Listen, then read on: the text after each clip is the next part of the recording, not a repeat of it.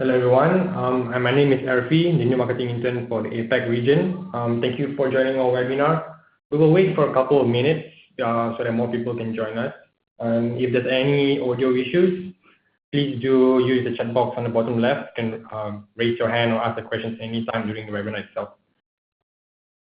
All right, we shall begin the webinar. Thank you again for joining us. Today we're talking about how you can fill the gaps in your DDoS mitigation strategies. The webinar will be run by our solution engineer, Chris Wang. And I've already asked before whether there's audio issues. If there's any issues with the audio, you can hear us, it's not clear or anything like that, please just ask questions along the way.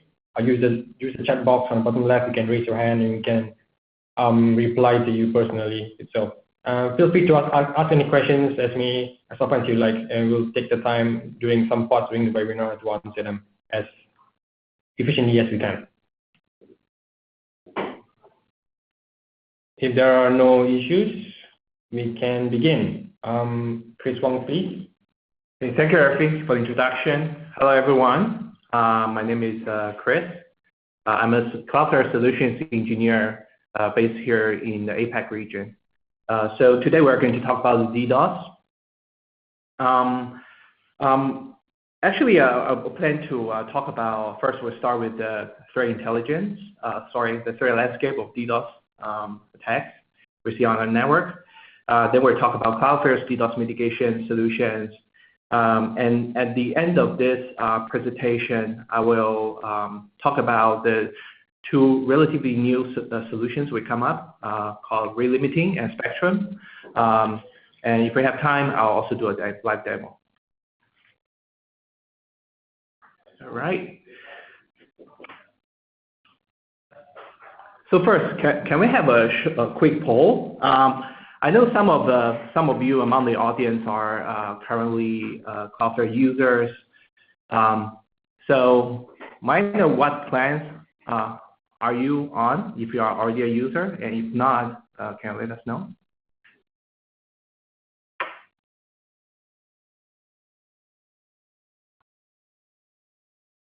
Okay.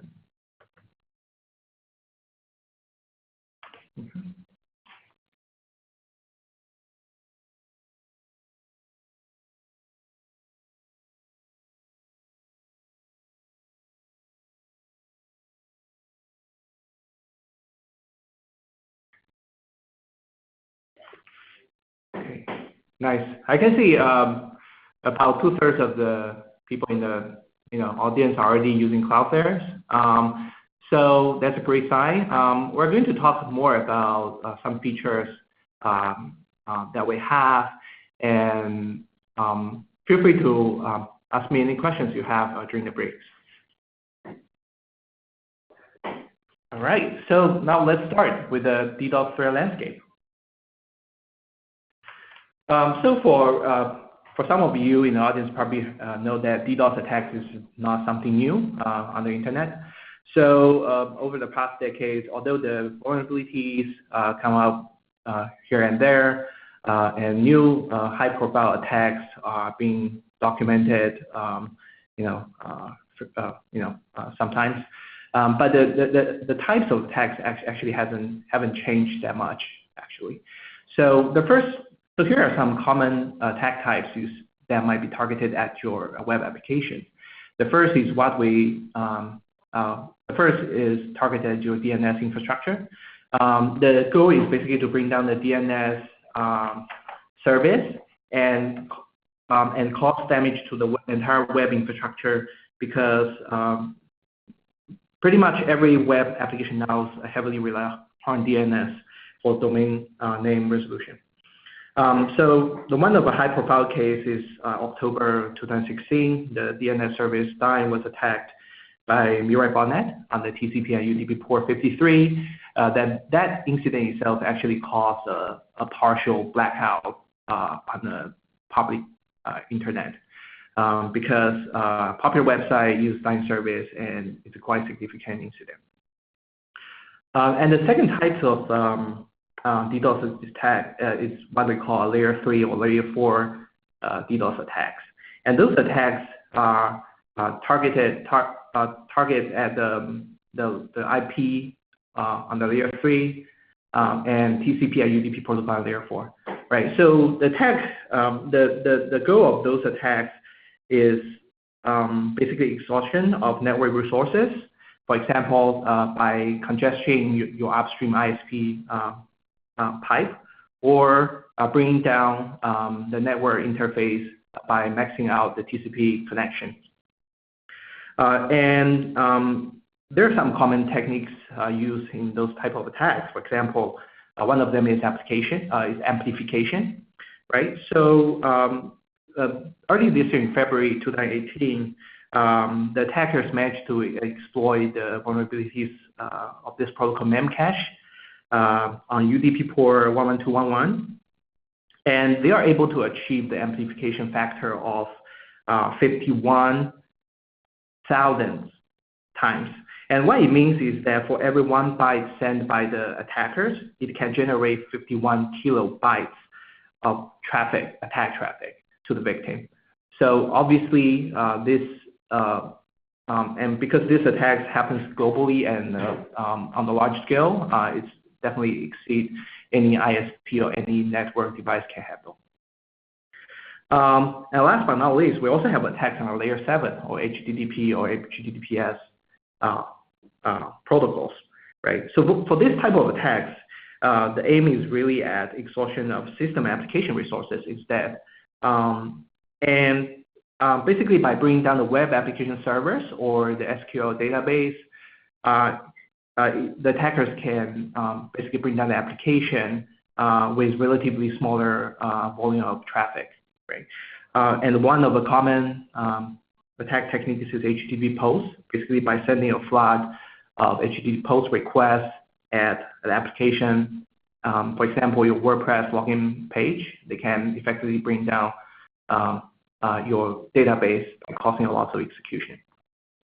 So all these attack types can be used together to launch a pretty sophisticated DDoS attack.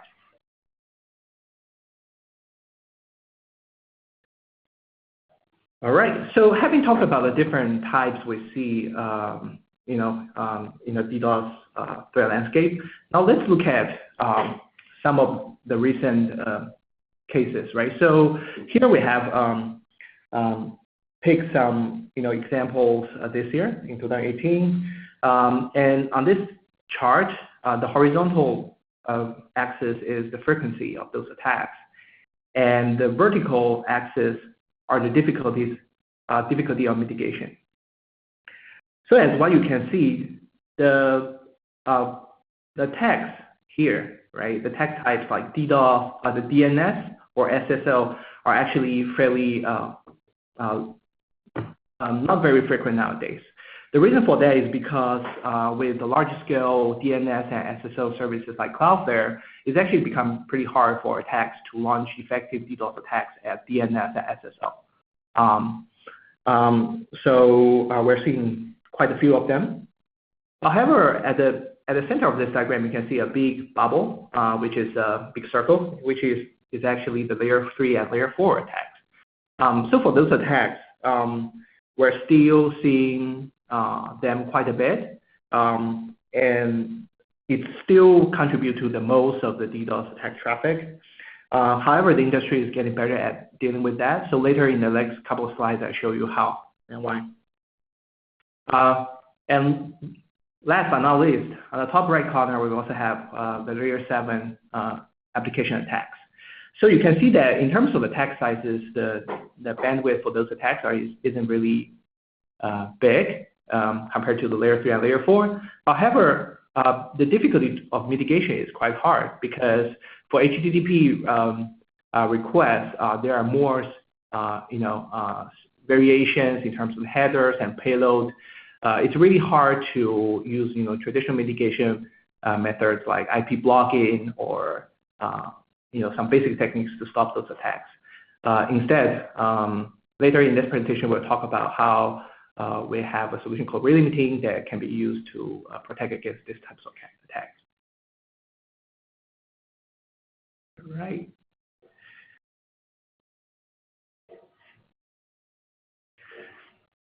Okay, so now let's look at some data we see here at Cloudflare. So the first is for layer 3 and layer 4. So in this diagram, it basically shows the max SYNC flood size, DDoS attack size in megabits per second. So you can see, okay, the data is from actually the second half of last year. You can, and in actually September last year, around the same time last year, Cloudflare launched what we call unmetered mitigation, DDoS mitigation. And by unmetered, what we mean is that we will absorb any DDoS attack that is launched at your website without dropping any of the traffic or black holing them, right? So in those cases, you can see that before and after Cloudflare's introduction of unmetered mitigation, the attacks has become less frequent, right? You can see more, you can see a drop in the activities and increasing the intervals between attacks. That's the first thing to note. The second thing that's worth mentioning is that the larger attacks generally stays, meaning that those larger attacks in the size of 300 and 400 gig Gbps continue to take place. So basically, we can already see that there has been some behavior change in layer 3 and layer 4 DDoS attacks. And now let's look at layer 7 application attacks, right? So this chart is the request per second of the DDoS, layer 7 DDoS attacks we see. You can see the trend is pretty stabilized before and after Cloudflare's introduction of mitigated mitigation. So what it means is also that the layer 7 attacks are not dying down. It doesn't show this indication of decreased activities. And it's actually kind of, in line with our observation here at Cloudflare is that as the protection services like Cloudflare has got pretty good at handling layer 3 and layer 4 attacks, now the attackers have moved up to the stack to focus on layer 7 attacks, right?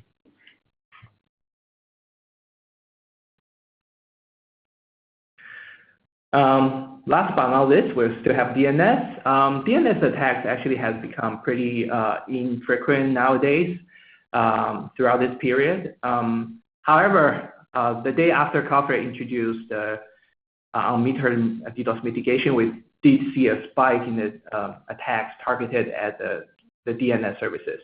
So our guess is that probably the attackers are trying to test Cloudflare's claim and see whether they can do any harm. And obviously, they didn't succeed in that attempt.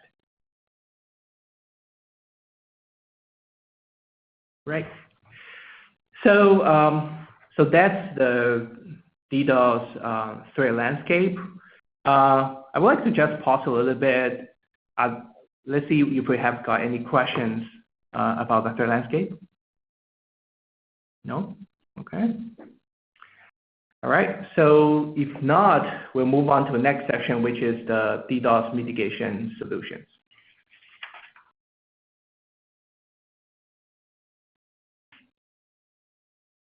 All right. So when it comes to DDoS mitigation solutions, let's go back a little bit in the history, right? So before the reverse proxy solutions like Cloudflare's become popular, back in the days, the enterprise or business like to use.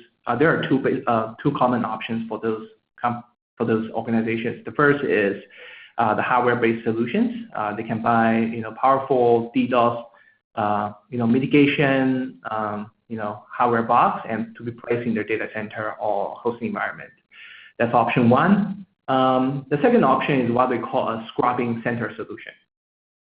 So by scrubbing center solutions, what we mean is that it's a type of a solution that consists of a few data centers, typically less than 10 globally. And each data center typically has a huge bandwidth and very powerful hardware.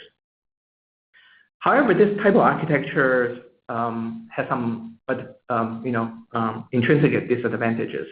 The first is performance. because there are so limited number of scrapping centers, so to speak, whenever the customers, when the organization need to mitigate the DDoS traffic, they have to route all their visitors' traffic to these scrapping centers, right? And this obviously creates some additional latencies, right? Because nobody can, with longer physical distance, it comes a longer time of travel for light, right? Because nobody can work around the speed of light. So obviously there will be decrease in the performance. This is definitely not ideal. The second thing is that it's kind of related to performance is that because the performance is expected to decrease during the mitigation, a lot of times this type of service is used at on-demand basis. So by on-demand, what we actually means is that as a user yourself, you actually have to constantly monitor the traffic and reroute the traffic when you believe you are under attack, right? So obviously this, I mean, to be able to continuously monitor the attack traffic is quite an engineering undertaking especially for small and medium enterprises. Also, typically those attacks happens at like odd hours like midnight or public holidays. So obviously, if you don't have a 24/7 network operation center, it's going to be an operational challenge as well. And last but not least, the third limitation of this type of solution is that reliability, right? So because with less than 10 scrapping centers, one single scrapping centers can be easily overwhelmed with localized attack traffic, right? So for example, if in this example, if all the attackers come from Africa, they will hit that particular scrapping center in Africa, and that's obviously is going to create quite a bit of load on the scrapping center, and this also can lead to potential outage as well. Right. And now here comes the Cloudflare's always-on DDoS mitigation solution. What's different here at Cloudflare is that instead of 10 data centers around the world, Cloudflare we have 152 data centers at this moment as of today, and we have been continuously working on increasing that number. So right now, when it comes to the advantage of this infrastructure, this architecture, the first thing is obviously the performance, because we are relatively close to the end users. We actually, instead of decreasing the performance, while we are providing the DDoS monitoring and protection service, Cloudflare actually can perform some performance optimization tasks like CDN caching, or dynamic content acceleration, or image optimization, and much more, right? In the ISPs of the end users, right? So this actually makes sure that Cloudflare can provide both performance and security relatively close to the users. Secondly, because there's no performance degradation, right? So Cloudflare service is actually provided as an always-on service, right? Meaning that as a user, you don't need to monitor your network 24/7, and the rerouting of the DDoS mitigation is automatically detected by Cloudflare and mitigated by Cloudflare right on our edge, right? So this is definitely costing less operational overhead. And last but not least, because we're so globally, Cloudflare's data centers are so globally distributed, even if we are if one of them is undergoing scheduled maintenance, we can easily reroute the traffic to the second nearest data centers to the users, and make sure that the end user's performance is not impacted.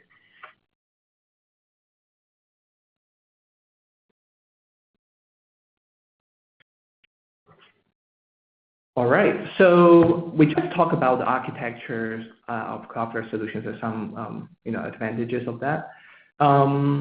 Let's go one level deeper and see what let's see what techniques Cloudflare employs during DDoS mitigation, right? So let's look at a DDoS attack hitting Cloudflare's edge, right? So Cloudflare's network is actually purely BGP anycast based, meaning that it's the same IP address, anycast IP address range being advertised throughout the global internet. So it also means that wherever the attackers launch traffic, they will always hit a Cloudflare data center that is closest to the source of attacks, right?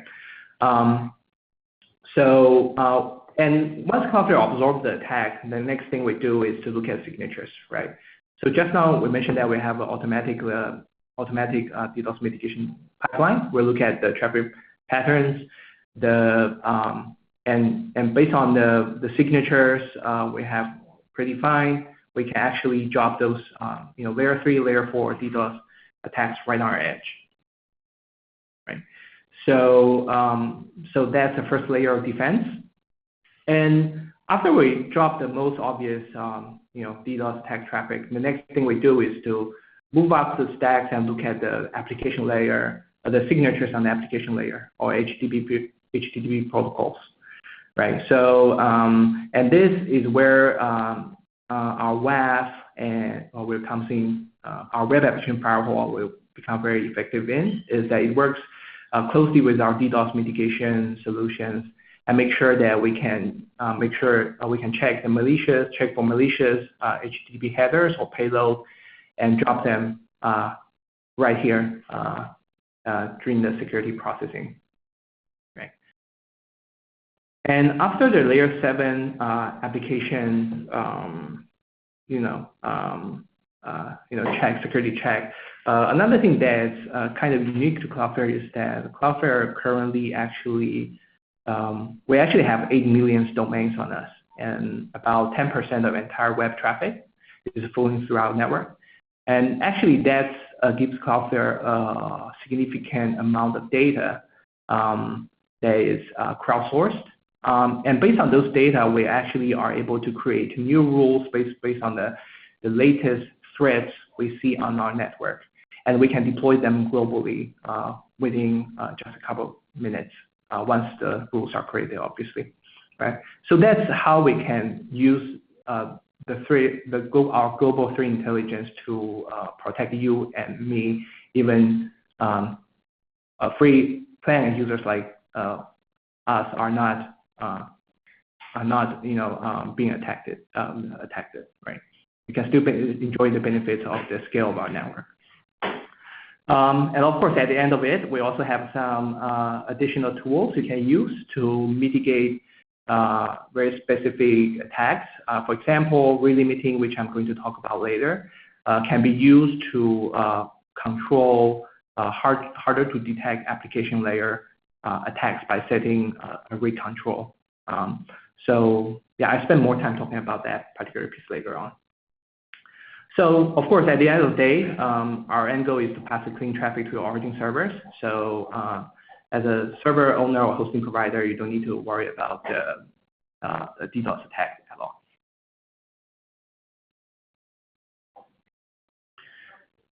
Okay, so that's all for the mitigation solutions. Before we move on to the section about rate limiting and Spectrum, are there any questions from the audience?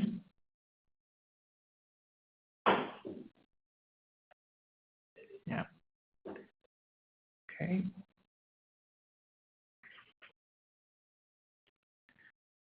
Okay, I guess apparently there's no questions as of now, so we can save it for later. We have a dedicated Q&A session at the end of this presentation. But for now, I'll move on to the next section, which is a presentation and a demo about rate limiting. So first, let me talk about why is rate limiting, right? So basically, rate limiting provides a way for you to throttle the number of requests hitting a certain endpoint on your application on the per IP level, right?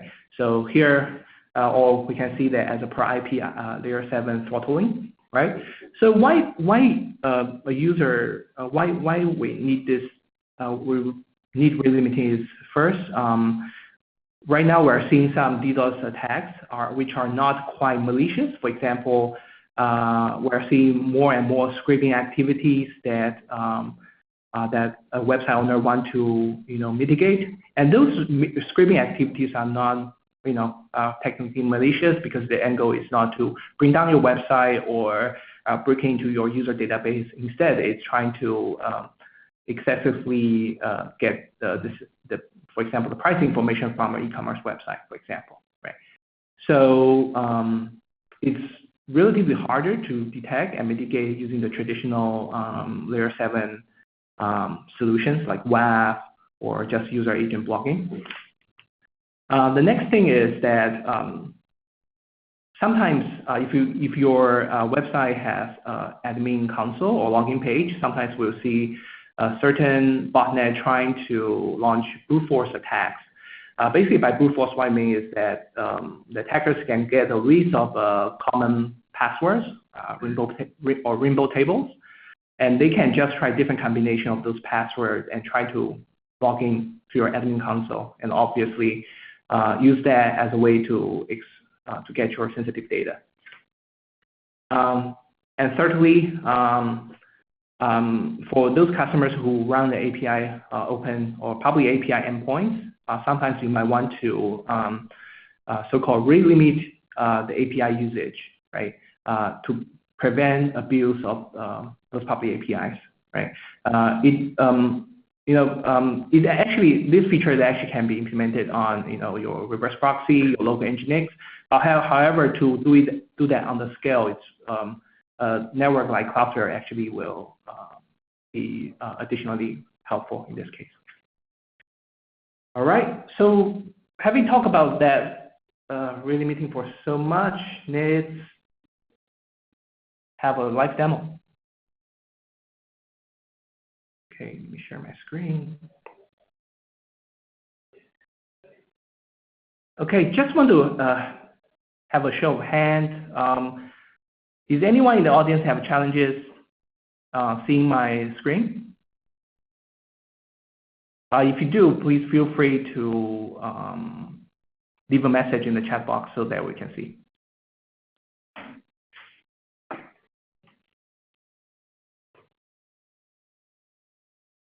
Okay.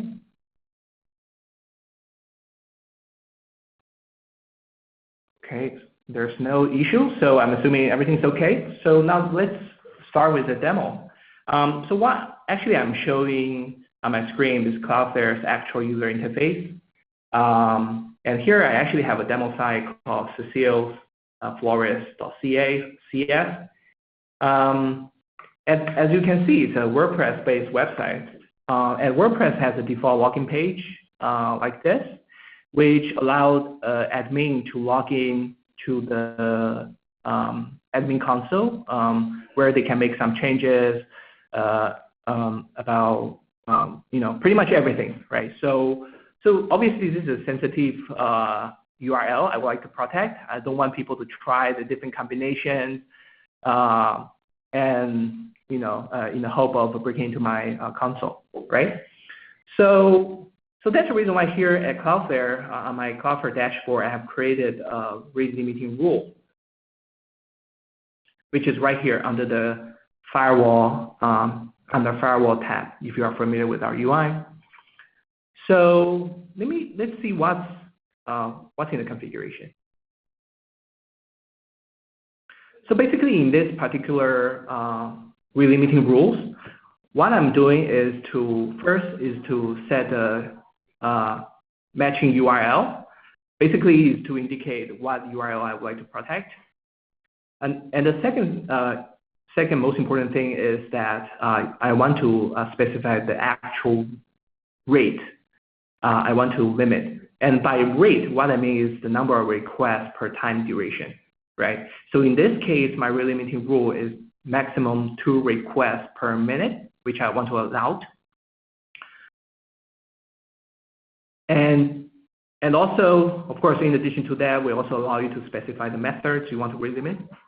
So in this case, because the logging request is a post request, so here I choose post.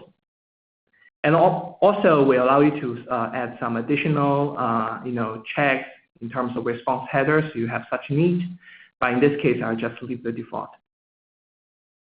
And also, at the end of the day, if any of the IP or any of visitors that exceed the rate limit I said just now, I want to block them, right? I want to slow them down and prevent them from retrying later, right? So here, actually, we can specify the time duration I want to block the visitors for, right? So right now it's 1 minute.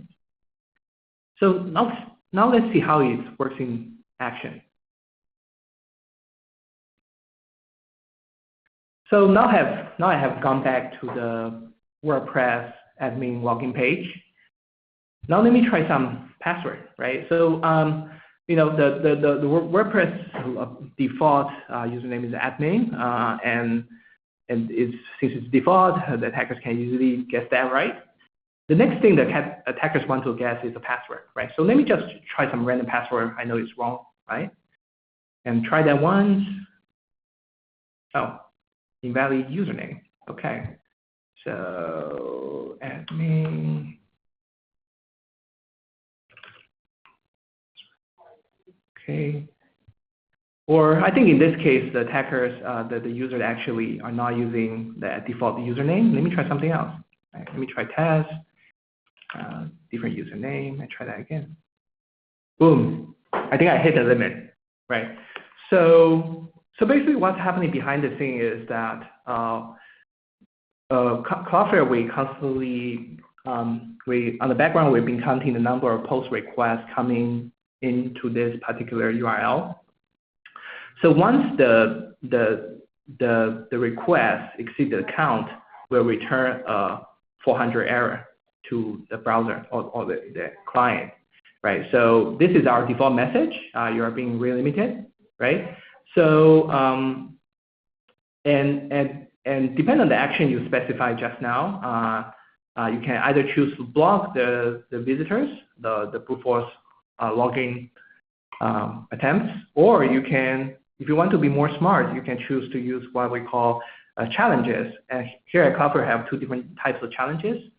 One is a CAPTCHA challenge. The second is a JavaScript challenge, right? Now let's try challenges. Right. So let me go back to the same page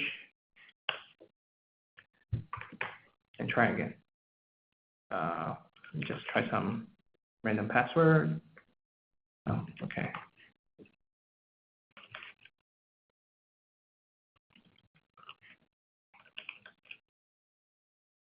Boom.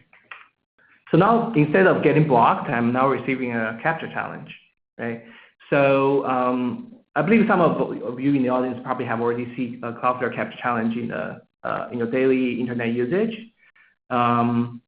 On one of the Cloudflare's, probably one of those websites on Cloudflare. So CAPTCHA is basically a way for us to check whether or not the user is a human being, right? So if you can, you look at some heuristics about the browser, you check the browser, check the user activities and browser movement. And the end goal is basically to block bots, right? All right. So this is just a quick demo about rate limiting. Stop sharing. Now let's go back to the slides. Okay. So I think just while I was talking, there was one question from the audience. The question is, what is public API? So in this case, I use this term quite loosely. By public API, I refer to any API endpoint that is not authenticated, right? Meaning that, for example, if you run a cryptocurrency exchange, you might publish a list of public APIs, which contains the real-time information about the cryptocurrency pricing information, right? So, and those APIs might not be authenticated, meaning that whoever has a, no matter who, I mean, anyone can check those public APIs, right? So because those APIs are public, they are unauthenticated, anyone can actually launch attacks at those APIs, which makes it a quite obvious DDoS attack surface. Okay, so I hope that answered the questions about public API. Please feel free to ask any questions during the presentation. In the meantime, I'll move on to the last part of the presentation is Spectrum. The reason why we're talking about Spectrum is that it's a relatively new solution we launched last year. It's actually, we created this solution based on some common requirements we see from the customers over the years. And one of those common requirements is that, okay, so Cloudflare, we know you can do protect my web application. How about my other applications on other TCP ports? And also potentially, how about UDP, right? So basically, this is what Spectrum is trying to address, is to protect all the TCP ports and the UDP ports very soon, right? So let me give you an example, right? So I think one of the commonly, one of the top applications a customer runs that they want DDoS protection is the mail servers, right? Historically, Cloudflare, because we're only proxy HTTP and HTTPS, there was no way for us to proxy non-web mail traffic, right? So now with Spectrum, we can do that. And by doing that, what we can provide is first, Cloudflare can, by leveraging our DDoS mitigation, our existing DDoS mitigation infrastructure and our bandwidth and infrastructure, we can actually prevent layer 3 and layer 4 attacks targeted at your TCP other applications on TCP. And second thing that we do is that Cloudflare, in addition to the DDoS mitigation pipeline, Cloudflare also runs SSL decryption and re-encryption pipeline, right? So basically, if you have any traffic running on given TCP port and you want Cloudflare to decrypt and that for you and terminate them right close to your end users, you can use Spectrum to do that as well, right? So we can also encrypt your traffic from Cloudflare to your client while still talking to your origins in plain text, meaning that unencrypted traffic if there's such requirements. And last but not least, Spectrum works with some existing security configurations. In this case is IP firewall. So IP firewall is the IP-based access control list, which support IP address blocking, IP range blocking, and country block. So with Spectrum, you can actually leverage our IP firewall for your non-web TCP traffic. Okay. So since we still have some time, I'll do a demo on Spectrum as well. Okay, let me go over to my screen. Okay. So just now I show you that I have a mini, test WordPress website. So it's actually hosted on a VPS provider. But obviously, since I self-host, since I'm managing the servers myself, I actually want to SSH remote log into the servers and upgrade the software versions and do some system maintenance, right? So traditionally, without Spectrum, actually there was no easy ways to do that with Cloudflare. Because Cloudflare, we don't proxy SSH traffic on TCP port 22. So sometimes we'll ask customers to because at the end of the day, we don't want a customer to expose their origin IP address. So sometimes we ask customer to build a bastion, machine and basically expose a different IP address that's different from the origin. But obviously, that's depending on the customer, it may not be easy to be implemented, right? So that's the reason why that's where actually Spectrum will become very helpful, right? So basically, with Spectrum, what you can do now is that you can basically open a specific TCP port on Cloudflare and point that port and tie that port to a unique host name, meaning a subdomain on your domain, on your domain name, and point that to your actual origin IP address and the port, right? So in this case, I put my origins IP address and port 22 and expose that to 22. So now let's take a look at how it looks like on the public internet. So the first thing I like to check is, yep, I can actually, let me just copy the domain name. So you can see instead of returning the origin IP address, now Cloudflare is returning a special Cloudflare .com address, right? And this address further resolves to a Cloudflare's unicast address, right? So now instead of exposing your origin application address, now we're exposing Cloudflare's IP address. So that obviously will help you, and Cloudflare with that IP address will absorb all your DDoS attack traffic. So, and also to show you actually it works, let me just try to log in to that particular endpoint, this machine. Yes, and it works, right? So I now can get into my applications without my servers without exposing my origin IP address. And in the meantime, Cloudflare is performing all the security DDoS mitigation service. Okay, so right. So now we have come to the end of our presentation. Now we still have about a couple minutes. Are there any questions? Okay, so I just got this question from Adrian. His question is, I think the question is, SSH brute force, can SSH brute force attacks be mitigated by Cloudflare?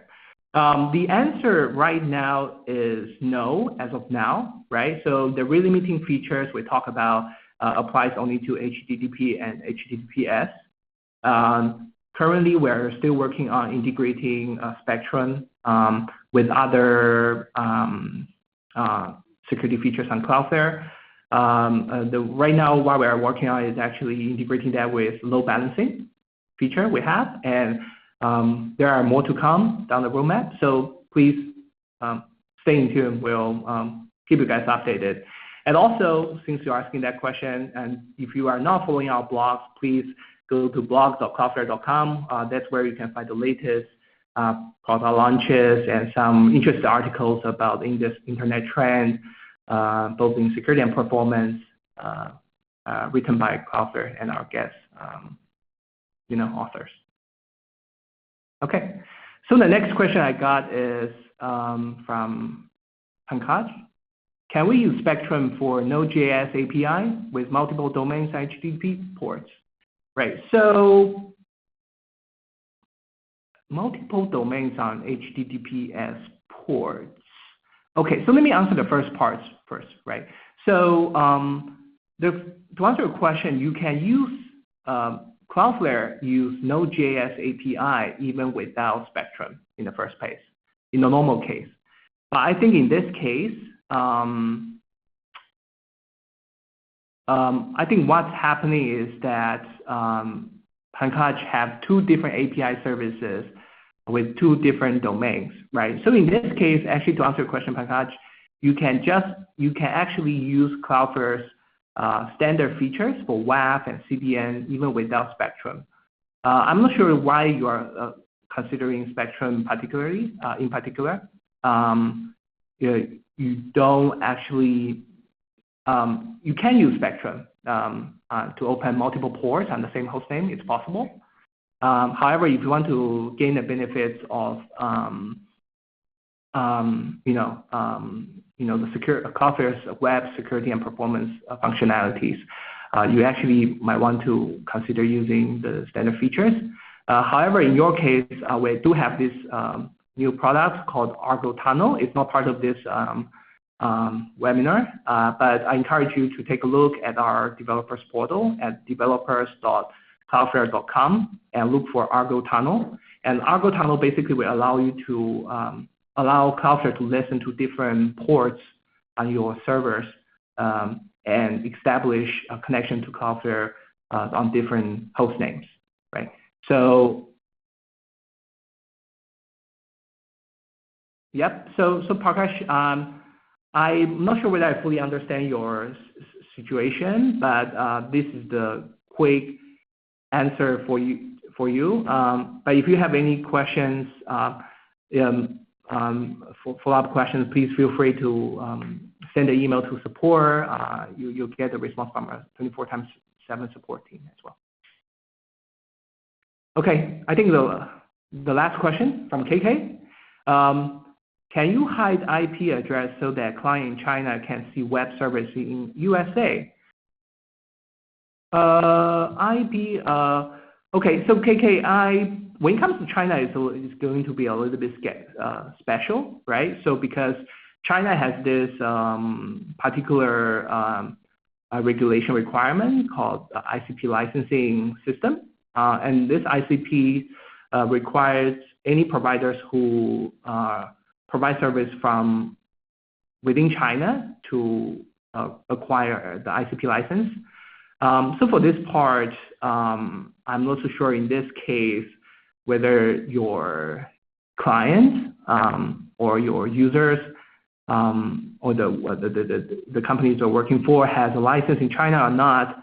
But in this case, if you do, you can actually consider Cloudflare's China network. So basically, we will be able to proxy the traffic in China and relay the traffic to your origins outside China or anywhere else in the world with our China network. So if there's any specific use cases, please feel free to reach out to us. If you are interested in our enterprise solution, China network is the enterprise solution, so please reach out to us at the URL we have here on this slide. Yeah, we'll provide you with more information how you can get it done. All right, so I think that's it. That's all. That's all the questions that we have right now. All right, thank you for joining our webinar. And we'll be following up with you with the recorded slides and recorded webinar itself. Thank you for joining us and have a nice day.